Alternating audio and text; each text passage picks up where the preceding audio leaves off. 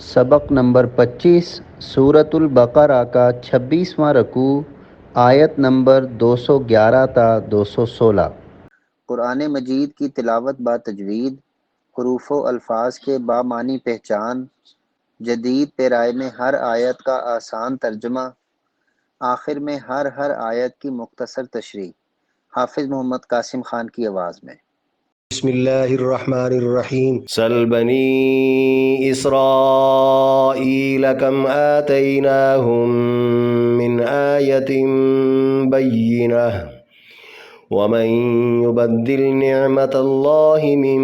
بعد ما جاءتہ فإن اللہ شدید العقاب۔ سل پوچھئے بنی اسرائیل سے، کم کتنی، آتیناہم دیں ہم نے ان کو، من آیت بینہ کھلی نشانیاں، ومن اور جو کوئی، یبدل بدل ڈالے، نعمت اللہ اللہ کی نعمت کو، من بعد اس کے، ما وہ جو، جاءتہ آ گئی اس تک، فإن اللہ پس بلا شبہ اللہ، شدید العقاب شدید عذاب والا ہے۔ پوری آیت۔ بنی اسرائیل سے پوچھئے ہم نے کتنی ہی کھلی نشانیاں ان کو دیں، سو جو کوئی اللہ کی نعمت کو بدل ڈالے اس کے بعد کہ وہ اس تک آ گئی ہو تو یقیناً اللہ شدید عذاب والا ہے۔ زُيِّنَ لِلَّذِينَ كَفَرُوا الْحَيَاةُ الدُّنْيَا وَيَسْخَرُونَ مِنَ الَّذِينَ آمَنُوا وَالَّذِينَ اتَّقَوْا فَوْقَهُمْ يَوْمَ الْقِيَامَةِ وَاللَّهُ يَرْزُقُ مَن يَشَاءُ بِغَيْرِ حساب۔ زُيِّنَ سجا دی گئی، للذین ان کے لیے جنہوں نے، کفروا کفر اپنایا، الحیات الدنیا دنیا کی زندگی، ویسخرون ٹھٹھا کرتے ہیں وہ، من الذین ان لوگوں سے جنہوں نے، آمنوا ایمان اپنایا، والذین اتقوا اور جو لوگ پرہیزگار ہوئے، فوقہم بالا تر ہوں گے ان سے یعنی کافروں سے، یوم القیامتی قیامت کے دن، واللہ یرزق اور اللہ دیتا ہے، من یشاء جسے چاہتا ہے، بغیر حساب بے حساب۔ پوری آیت۔ کافروں کے لیے دنیا کی زندگی دلکش بنا دی گئی اور وہ ایمان والوں کا مذاق اڑاتے ہیں، اور پرہیزگار قیامت کے دن ان سے بالا تر ہوں گے، اور اللہ جسے چاہتا ہے بے حساب دیتا ہے۔ کان الناس امۃ واحدہ فبعث اللہ النبیین مبشرین ومنذرین وأنزل معهم الكتاب بالحق ليحكم بين الناس فيما اختلفوا فيه وما اختلف فيه إلا الذين أوتوه من بعد ما جاءتهم البينات بغيا بينهم فهدى الله الذين آمنوا لما اختلفوا فيه من الحق بإذنه والله يهدي من يشاء إلى صراط مستقيم۔ کان الناس تھے لوگ، امۃ واحدۃ ایک ہی امت، فبعث اللہ پس بھیجا اللہ نے، النبیین نبیوں کو، مبشرین خوشخبری دینے والے، ومنذرین اور ڈرانے والے، وانزل اور اتاری، معہم الکتاب ان کے ساتھ کتاب، بالحق حق کے ساتھ، لیحکم تاکہ فیصلہ کرے وہ اللہ، بین الناس لوگوں کے درمیان، فیما جس میں، اختلاف کیا انہوں نے، فیہ اسی میں، وما اور نہیں، اختلاف کیا، فیہ اس میں، الا الذین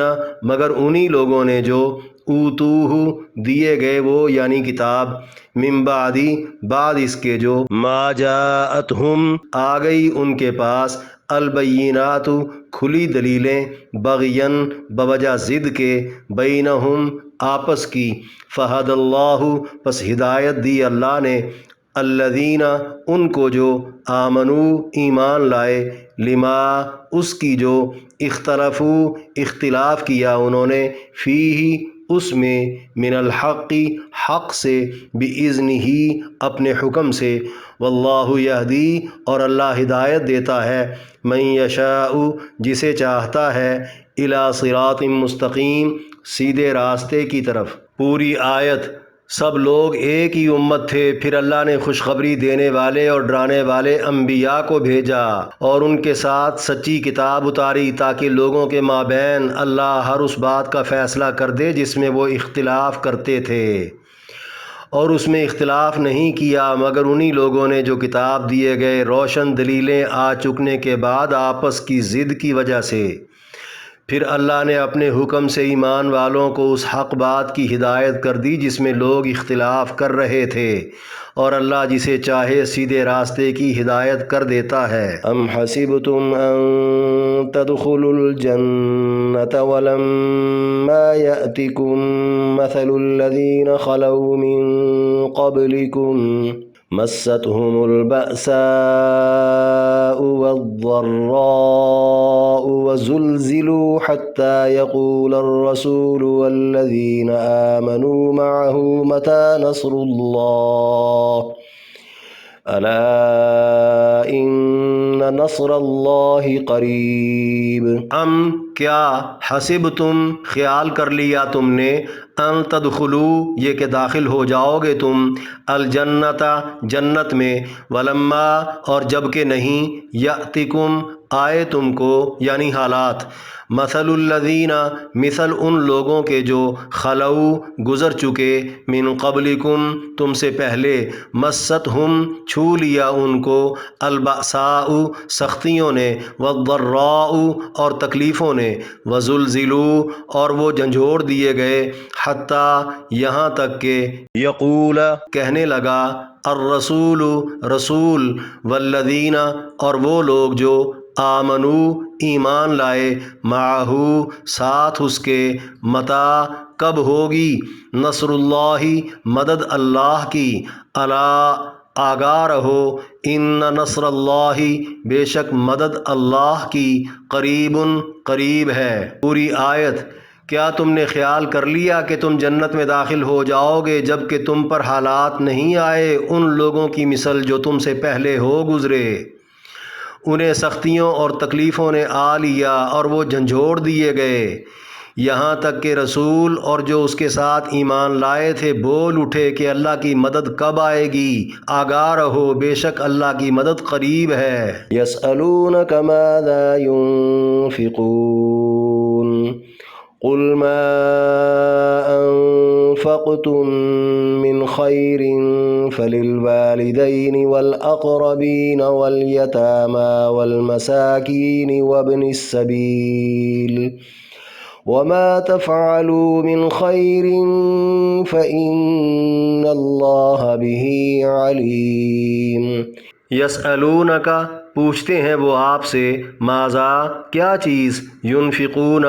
خرچ کریں وہ قل کہہ دو ما انفقتم جو بھی تم نے خرچ کیا من خیر بھلائی سے فللوالدین پس والدین کے لیے والاقربین اور رشتہ داروں کے لیے والیتامى والمساکین وابن السبیل اور یتیموں اور مسکینوں اور مسافروں کے لیے وما تفعلوا اور جو بھی کرو گے تم من خیر بھلائی سے فإن اللہ پس بلا شبہ اللہ بہ علیم اس کو جاننے والا ہے۔ پوری آیت۔ وہ آپ سے پوچھتے ہیں کیا چیز خرچ کریں، کہہ دو بھلائی سے تم نے جو بھی والدین قرابت داروں یتیموں مسکینوں اور مسافروں کے لیے خرچ کیا، اور تم جو بھی نیکی کرو گے بلا شبہ اللہ اس کو جاننے والا ہے۔ کتب علیکم القتال وهو کرہ لکم وعسى أن تكرهوا شيئا وهو خير لكم وعسى أن تحبوا شيئا وهو شر لكم والله يعلم وأنتم لا تعلمون۔ کتبہ فرض کر دیا گیا ہے علیکم تم پر القتال لڑنا وہوا اور وہ کرہن ناگوار ہے، لکم تمہارے لیے، وعسا اور ہو سکتا ہے، ان تکرہو یہ کہ ناگوار جانو تم، شیئن کوئی چیز، وہوا اور وہی، خیرن بہتر ہو، لکم تمہارے لیے، وعسا اور ہو سکتا ہے، ان تحبو یہ کہ پسند کرو تم، شیئن کوئی چیز، وہوا اور وہی، شرن بری ہو، لکم تمہارے لیے، واللہ یعلم اور اللہ جانتا ہے، وانتم لا تعلمون اور تم نہیں جانتے۔ پوری آیت، تم پر جہاد فرض کر دیا گیا ہے اور وہ تمہیں ناگوار ہے، اور ممکن ہے تم کسی چیز کو ناگوار جانو اور وہی تمہارے لیے بہتر ہو، اور ممکن ہے کہ تم کسی چیز کو پسند کرو اور وہی تمہارے لیے بری ہو، اور اللہ ہی جانتا ہے اور تم نہیں جانتے۔ رکوع میں درج 211 تا 216 6 آیات کی تشریح۔ آیت نمبر 211، سل بنی اسرائیل سے فإن اللہ شدید العقاب تک۔ فرمایا بنی اسرائیل سے پوچھئے ہم نے کتنی ہی کھلی نشانیاں ان کو دیں، یعنی یہود و نصارہ جو نزول قرآن کے وقت موجود تھے ان سے پوچھئے، آج بھی پوچھا جا سکتا ہے، پے در پے جو نشانیاں ملتی رہیں ان سے تو وہ انکار کر ہی نہیں سکتے۔ نشانیوں سے قدرت کے کرشمے، کتابیں، نبیوں کے معجزے وغیرہ مراد ہیں۔ آخر میں فرمایا سو جو کوئی اللہ کی نعمت کو بدل ڈالے اس کے بعد کہ وہ اس تک آ گئی ہو تو یقیناً اللہ شدید عذاب والا ہے، یعنی اتنی نشانیاں آ جانے کے بعد دین والی نعمت کو بدل ڈالنا اللہ کے سخت عذاب کا موجب ہے۔ دین کو بدلنے کی دو صورتیں ہیں، نمبر 1 سرے سے احکام بدل دینا، نمبر 2 اپنے مطابق ڈھال لینا۔ ایسا کرنے والوں کے لیے آخرت کا عذاب تو ہے ہی، دنیا میں بھی ذلت و پستی ان کا مقدر ٹھہرتی ہے، اور پیشوائی کا منصب بھی ان سے چھن جاتا ہے۔ یہود و نصارہ کے ساتھ یہی کچھ ہوا، اب مسلمانوں کی حالت بھی خراب ہوتی جا رہی ہے، یہی وجہ ہے کہ آج مسلمان بھی محکوم ہیں۔ آیت نمبر 212، زُيِّنَ لِلَّذِينَ كَفَرُوا الْحَيَاةُ الدُّنْيَا وَاللَّهُ يَرْزُقُ مَن يَشَاءُ بِغَيْرِ حساب تک۔ فرمایا کافروں کے لیے دنیا کی زندگی دلکش بنا دی گئی، یعنی کفار دنیا پر ہی فریفتہ ہیں، اسی کو ہی سب کچھ سمجھ بیٹھے ہیں، یہاں کی خوشحالی انہیں حقیقی کامیابی لگتی ہے۔ آگے فرمایا اور وہ ایمان والوں کا مذاق اڑاتے ہیں، یعنی کہتے رہتے ہیں یہ ہم پر غلبہ پائیں گے، یہ دنیا کو فتح کریں گے، اور تانے دیتے بلال، عمار، صہیب و دیگر فقیر لوگوں کے ذریعے محمد انقلاب بپا کرنے کی باتیں کر رہا ہے، جن کے پاس رہنے کو مکان، کھانے کو اناج، پہننے کو کپڑا جوتا نہیں، محمد کی باتوں میں آ کر یہ سب اپنی دنیا اجاڑ بیٹھے اور کہتے کہ ان کے مقابلے میں تو اللہ نے ہمیں سب کچھ دے رکھا ہے۔ آخر میں فرمایا اور پرہیزگار قیامت کے دن ان سے بالا تر ہوں گے، اور اللہ جسے چاہتا ہے بے حساب دیتا ہے، یعنی کافر کیا جانے نبی کے غریب مگر پرہیزگار صحابہ کس قدر کامیاب ہیں، پتہ تب چلے گا جب قیامت کے دن وہ اعلیٰ مراتب پر ہوں گے، یہاں مذاق اڑانے والے وہاں رو رہے ہوں گے، کیونکہ حقیقی کامیابی تو اخروی ہے، دنیاوی نہیں۔ دنیا میں تو اللہ جس بندے کو چاہتا ہے بے حساب دے چھوڑتا ہے،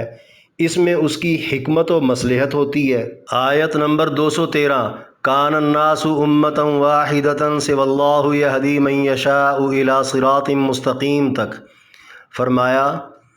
سب لوگ ایک ہی امت تھے، پھر اللہ نے خوشخبری دینے والے اور ڈرانے والے انبیاء کو بھیجا، یعنی آدم علیہ السلام سے ایک زمانے تک سب لوگ ایک ہی دین پر تھے، جس میں بنیادی طور پر توحید کا اقرار تھا، قیامت کا یقین تھا، آدم علیہ السلام کی پیروی تھی۔ لوگ جب ان باتوں میں اختلاف کرنے لگے تو اللہ تعالیٰ نے ان میں سے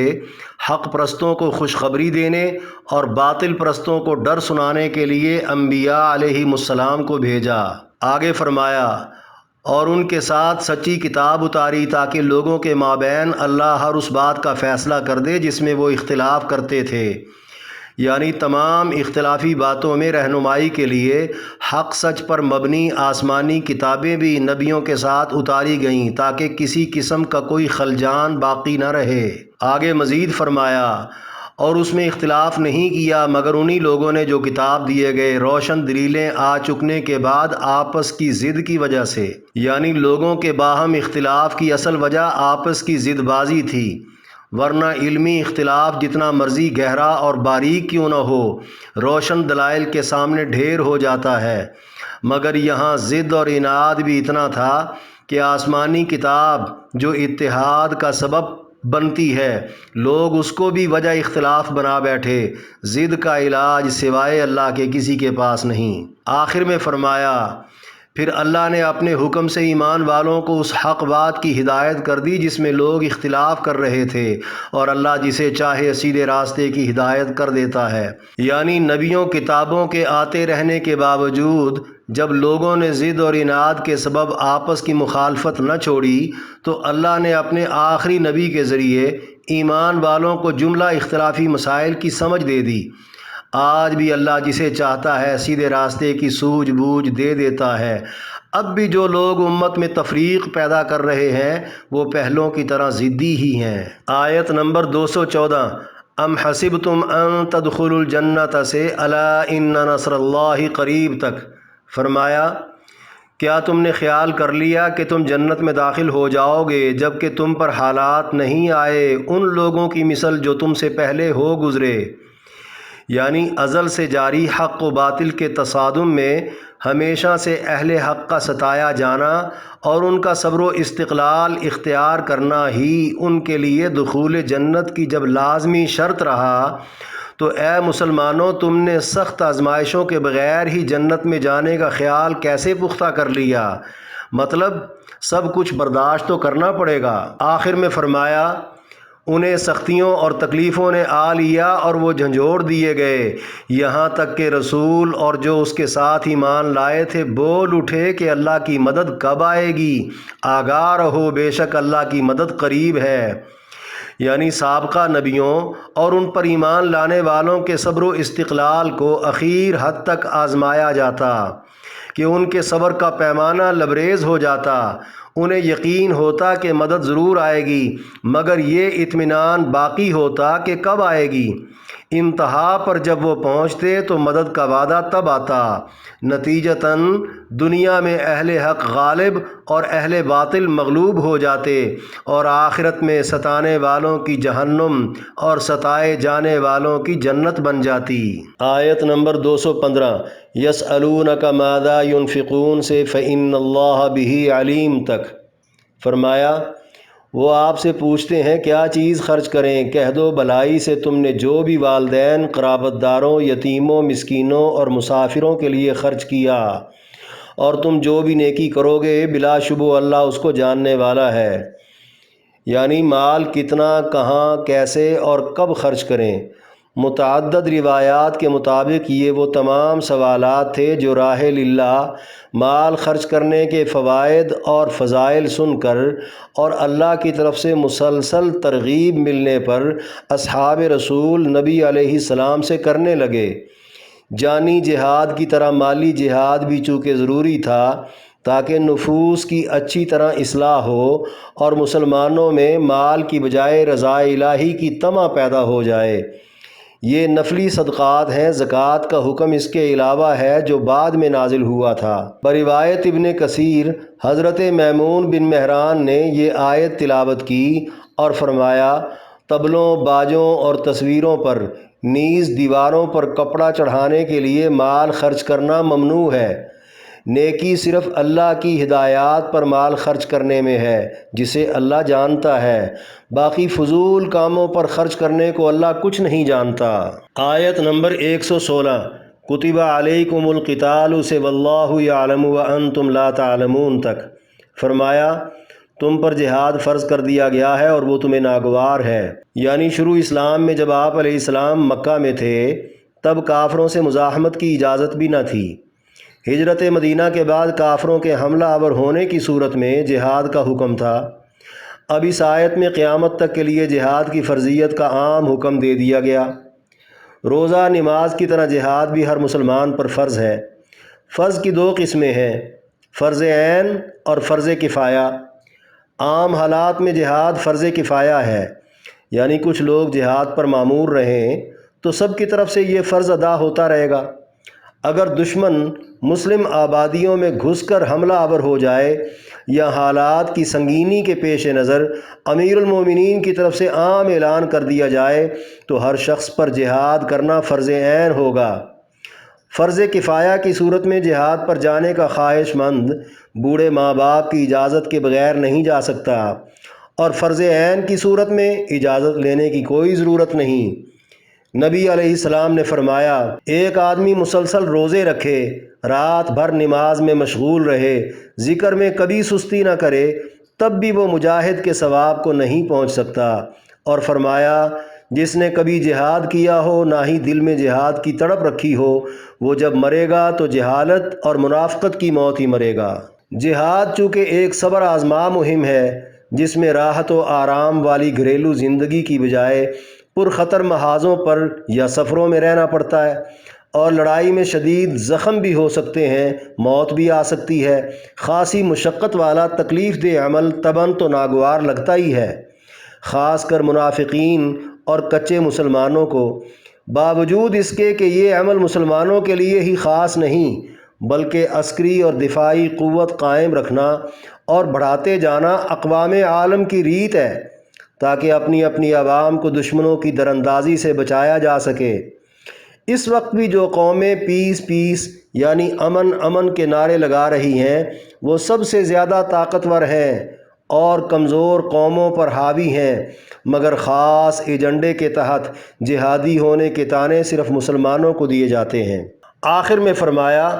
اور ممکن ہے تم کسی چیز کو ناگوار جانو اور وہی تمہارے لیے بہتر ہو، اور یہ بھی ممکن ہے کہ تم کسی چیز کو پسند کرو اور وہی تمہارے لیے بری ہو، اور اللہ ہی جانتا ہے اور تم نہیں جانتے۔ یعنی جہاد اگرچہ آج تمہیں ناگوار لگ رہا ہے، لیکن کل کلاں جہاد چھوڑ دینے کے نتائج اس سے بھی کہیں زیادہ بھیانک ہوں گے، جب دشمن تمہیں عیش و عشرت والی آرام دہ زندگی کا رسیہ پا کر تمہیں روندنا، تمہارے شہروں میں گھس کر تمہیں مارنا اور تم کو جبراً کافر بنانا شروع کر دے گا، تو تب تم کچھ بھی نہیں کر سکو گے۔ علاوہ ازیں جہاد چھوڑنے کے اجتماعی انفرادی جو نقصانات اہل علم نے بیان کیے ہیں، ان کی تفصیل یہ ہے: پوری قوم کا مغلوب ہو کر محکوم بن جانا، فتوحات اور غنیمتوں سے محروم رہ کر معاشی طور پر کمزور ہو جانا، قومی آزادی اور خود مختاری کا سلب ہو جانا، قومی اہداف کے حصول میں ناکارہ ہو کر رہ جانا، قوم کی اعتقادی اور نظریاتی تربیت کے قابل نہ رہ سکنا، قوم کو اندرونی خلفشار کئی قسم کی تقسیم میں نیز نفرتوں اور تفرقوں میں مبتلا کر بیٹھنا، عالمی طاقتوں کا دست نگر اور کاسہ لیس بن کر رہ جانا، رفتہ رفتہ اپنی منفرد ممتاز شناخت کھو بیٹھنا۔ انفرادی نقصانات یہ ہیں: افراد کا دنیا ہی میں جی لگا بیٹھنا، آخرت کی فکر سے بالکل عاری ہو جانا، ناجائز ذرائع سے مال جمع کرنے کا حرصی بن جانا، مطلب پرست خود غرض ہو جانا، کفار کی چمک دمک سے متاثر ہو جانا، دیندار اور متقی لوگوں کو احمق شمار کرنا، وضاقتہ رہن سہن رکھ رکھاؤ میں کافروں کی تقلید کرنا، جہاد کی بات کو فساد تصور کرنا، رفتہ رفتہ زندگیوں سے پورے دین کا نکل جانا۔ یہاں یہ بات بھی واضح ہو گئی، اللہ چونکہ تمام کاموں کے نتائج سے باخبر جبکہ انسان بالکل بے خبر ہے۔ انسان جس کام کو اچھا یا برا سمجھے، ضروری نہیں کہ وہ نتائج کے اعتبار سے بالکل ویسا ہی ہو۔ ہاں، اللہ جن کاموں کا حکم دے رہا ہے اور جن کاموں سے روک رہا ہے، نتائج کے اعتبار سے بالیقین وہ مفید ہیں، اگرچہ وقتی طور پر سمجھ نہ بھی آئیں۔ چاہیے کہ انسان اپنی عقل کی بجائے صرف وہی پر ہی انحصار کر کے زندگی گزارے،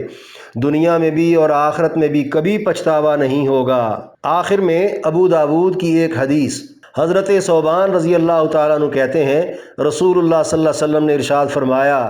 قریب ہے کہ دیگر قومیں تم پر ایسے ہی ٹوٹ پڑیں جیسے کھانے والے پیالوں پر ٹوٹ پڑتے ہیں۔ تو ایک کہنے والے نے کہا، کیا ہم اس وقت تعداد میں کم ہوں گے؟ آپ علیہ السلام نے فرمایا، نہیں، بلکہ تم اس وقت تعداد میں کثیر ہوو گے۔ مگر تمہاری حیثیت سیلاب کی جھاگ کی طرح ہوگی۔ اللہ تعالیٰ تمہارے دشمن کے سینوں سے تمہارا خوف نکال دے گا اور تمہارے دلوں میں وہن ڈال دے گا۔ تو کہنے والے نے کہا، یا رسول اللہ، یہ وہن کیا چیز ہے؟ آپ نے فرمایا، یہ دنیا کی محبت اور موت کا ڈر ہے۔